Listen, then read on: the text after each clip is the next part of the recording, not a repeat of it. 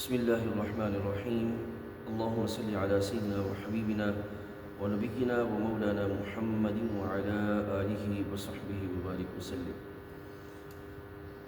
معزز ناظرین، عقیدہ توحید کے لحاظ سے گفتگو آپ کے سامنے پیش کی جا رہی ہے۔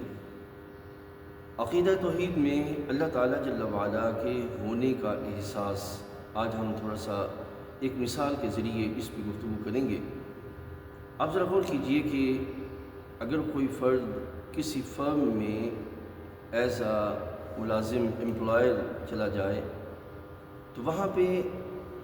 کون سی ایسی چیز ہے کہ جو اس فرد کو وہاں پر ذمہ داری کے ساتھ کام کرنے دے گی۔ آپ غور کیجیے گا کہ ایک پہلو یہ ہے کہ اگر میں یہ کام نہیں کروں گا تو مجھے روزی کہاں سے ملے گی اور اس کے ذریعے مجھے معاشرے کے اندر سٹیٹس میرا بن جائے گا۔ دوسرا ایک اور پہلو ہے کہ جب کوئی بندہ کسی فرم میں جاتا ہے اور کسی کے ہاں ملازمت کرتا ہے تو اس مالک کا احساس اور مالک کے قواعد و ضوابط پر پابندی کے لحاظ سے اس کی اونرشپ کی ویلیو کو تسلیم کرنا، یہ جو چیز ہے، یہ چیز جو ہے اس فرد کو وہاں پر قواعد و ضوابط میں رہنے اور اپنی ذمہ داری کے ساتھ کردار ادا کرنے اور مالک کے ہونے کا جو وہ احساس اس کی طبیعت میں پیدا کرتی ہے۔ معزز ناظرین، اسی طریقے سے ہم اللہ تعالیٰ جل وعلا کی مخلوق ہیں اور خالق کائنات جل وعلا نے اپنی مخلوق ہونے کے ناطے ہمیں جہاں ایک طرف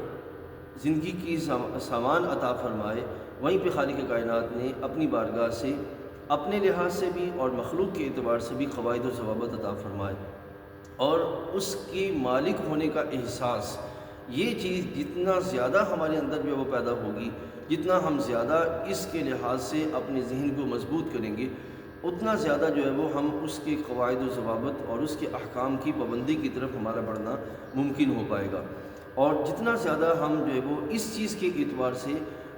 روگردانی کریں گے یا انحراف کریں گے یا اس کو جو ہے ہم پس پش ڈالیں گے یا اس کی طرف توجہ نہیں کریں گے، تو یہ سائیکی کا نفسیات کے علم نفسیات کا ایک اصول ہے کہ جو بندہ جس چیز کو جتنا زیادہ اگنور کرتا چلا جاتا ہے اتنا ہی زیادہ اس کے یہاں اس کی ویلیو کم ہوتی چلی جاتی ہے، اور بالآخر ایک وقت ایسا بھی آتا ہے کہ وہ اس شے کے اعتبار سے ہونا نہ ہونا برابر ہو جاتا ہے۔ تو معزز ناظرین، اس وقت اس بات کی ضرورت ہے کہ